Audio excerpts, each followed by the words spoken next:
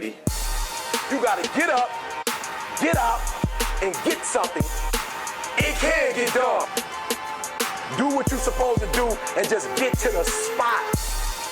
Let's keep it real. If it was easy, everybody.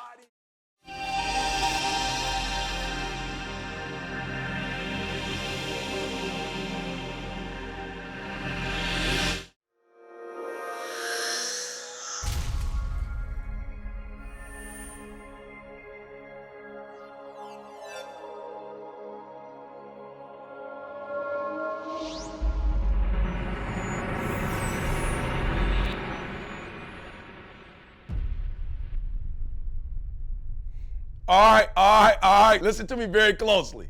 All right, so you're saying E.T., the introduction. I read the introduction. Where in the world is E.T. gonna start? Step number 1, stop the bleeding. You say, E.T., what do you mean stop the bleeding? As you're reading the introduction, I hope you're feeling it. I try my hardest to be transparent. Unlike, a lot of people in this industry, I'm not, again, just telling you what I read. I'm not sharing principles that I got merely just from another book. I'm not only sharing other people's stories, but more importantly, I'm being very transparent and I'm sharing with you my own story. Are you hearing me?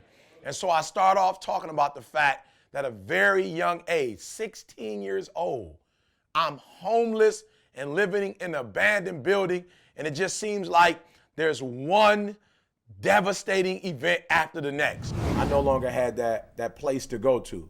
When you homeless, you count on school, for real. I mean, you got a lot of people that see school differently, but when you don't have a place to stay, you look forward to the time they open the school. I used to be there like 7:15, 7:30. Class may not start to 8:10, 8:20, but I was there early, trying to do breakfast. I'm staying the whole day. I'm not leaving school till like 4 o'clock. I'm the last one literally to leave school because I don't have no place to stay. I'm homeless. I didn't feel that there was a reason for Eric to be in a homeless situation, but yet we couldn't get through all the pain and anger that we had at home. I think one of the bigger problems that we had is that I was embarrassed about being a single parent. I think that's probably part of the reason I didn't tell the truth, and it's probably one of the reasons my husband never told the truth about it, because it was a source of embarrassment for me. So I really loved my son, but I was just perplexed at how he was behaving, because all the secrets that were kept weren't things that would have hurt him. They were really to protect him. So being selfish, I could only see it from my own view, and I always thought it was unjustified, but later I realized that just because you think you're doing something that's for the good, it doesn't mean that's how it's perceived by somebody else. So I go from getting kicked out. I go from this strained relationship with my mom. I go from that to living in an abandoned building. I go from that to being kicked out of the Detroit public school system. Listen to me. The first step E.T. had to take to turn it around. You know where I am today. And I say this with all humility. I'm not bragging. You see where I am today. You see the measure of success that I'm having. And so the very first thing E.T. had to do was stop the bleeding. All right? So I need you to do that in your life right now. So if you're watching me, this is what I know. If you're watching me because there's some area in your life that the bleeding needs to stop. Okay? So you may be doing good corporately. You might. But maybe your marriage is on the rocks. I don't know. Maybe you are doing okay in your business, but you're not where you want to be. Those dreams, those goals, you're like, Eric, my life is average. I've settled. Yep, I'm making decent money, but I'm not walking in my gift. I'm not living out my dreams.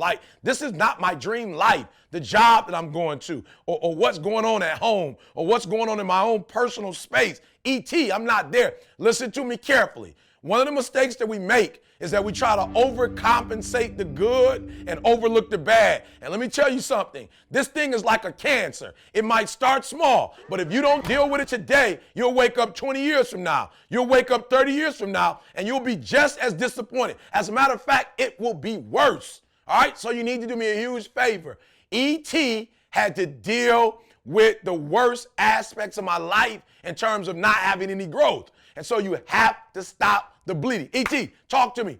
How do we stop the bleeding? All right, the first thing I want you to do for me, I want you to write what areas of my life, what aspects of my life am I not ecstatic about? Am I not overjoyed about, right? What areas of my life am I disappointed? When I look at that, I'm embarrassed. When I look at that, I'm discouraged. When I look at that particular area, I am not happy.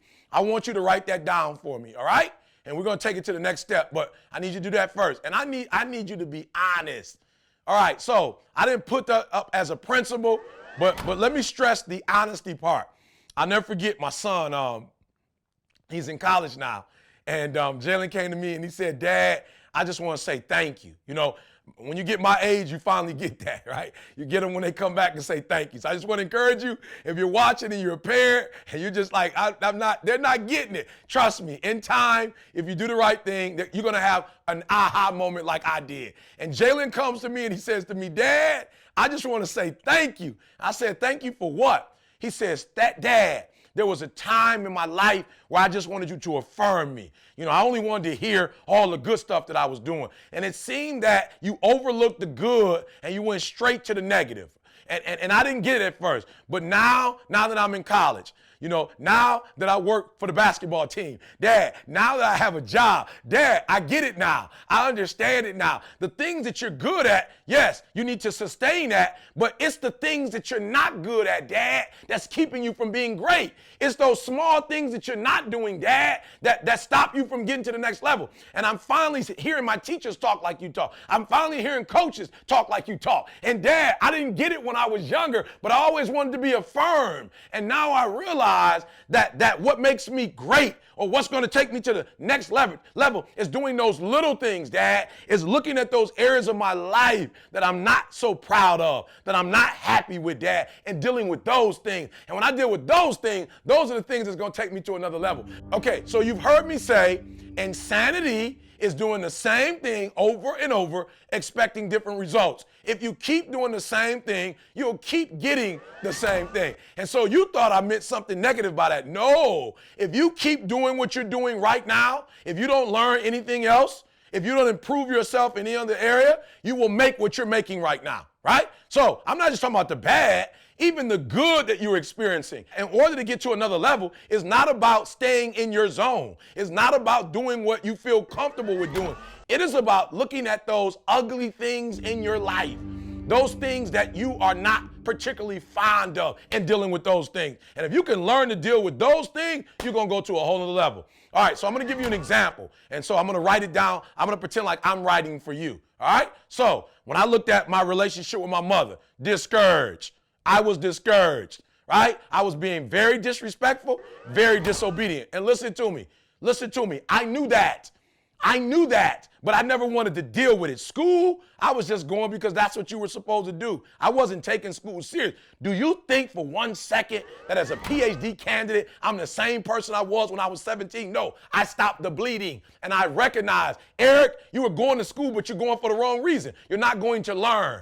You're not going to improve yourself. You're not obsessed with improvement. You're just going because, Eric, the bleed needs to stop. You are a high school dropout because you're running from the truth. It's not the school system's problem. It's not the teacher's problem. It's your problem, Eric, and you need to deal with it. So I'm not asking you to change right now, but I am asking you to be brave enough to write it all down. Write it all down. I don't care what it is. Write it down. And I'm not talking about your teacher's evaluation of you. I'm not talking about your supervisor's yearly evaluation of you. I'm not talking about the school district's evaluation of you. Because let me tell you something. They don't know the real you, but you know the real you. I'm asking you to candidly and honestly be courageous enough to write every single thing down in your life that you are not proud of. Areas that you know you could take to the next level. Spots in your life that nobody else sees, that the light, nobody else can see that part of you, but deep down inside of you, you know that you're not reaching your full potential. I want you to write it all down. And I wrote it all down. Let me tell you something. You can't deal with it until you write it all down. You can't change it until you write it all down. As long as you want to ignore it and act as if it does not exist, guess what? You'll never grow. But I know something about you. If you've paid, if you've invested in this program, it's telling me that you are ready to invest in yourself and you're ready to go to another level. So I gotta be honest with you and give it to you the ET way. I'm telling you from the bottom how this thing happened. And so a part of this introduction is you literally have to stop the bleeding. And then once we can get it all on paper, and once we can see the entire thing, I guarantee you there's a solution. And I guarantee you together, you don't have to do this alone. Listen to me, you don't have to do this alone. Together, we're gonna make this thing happen.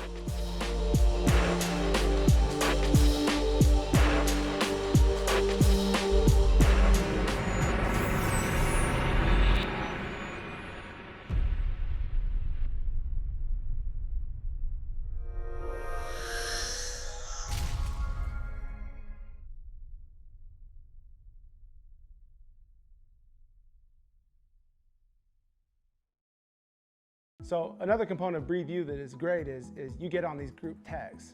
And while Eric has extreme knowledge and having direct access to Eric is incredible, what is also incredible is the high-level individuals that understand they need this coaching. I had some group members, contact me throughout the process and, speak to me about how they're going through this journey of, success, trials, tribulations. Breathe University had everything in one when other systems didn't have that. They just had like a life coach that spoke to you for 30 minutes. This had a group that was with you 24/7 whenever you needed stuff. ET's on there. I'm talking to ET. I remember the first day he messaged me. He called me out and he messaged me. I was like, oh my God, this is awesome. You get this accountability circle and an education system where you're gonna get ideas, you're gonna be bouncing things back and forth, you're gonna help, if you have a question about the book, about life, these people are there for you, but you get a community, and I don't know any other program that allows you to have a community of entrepreneurs at your fingertips.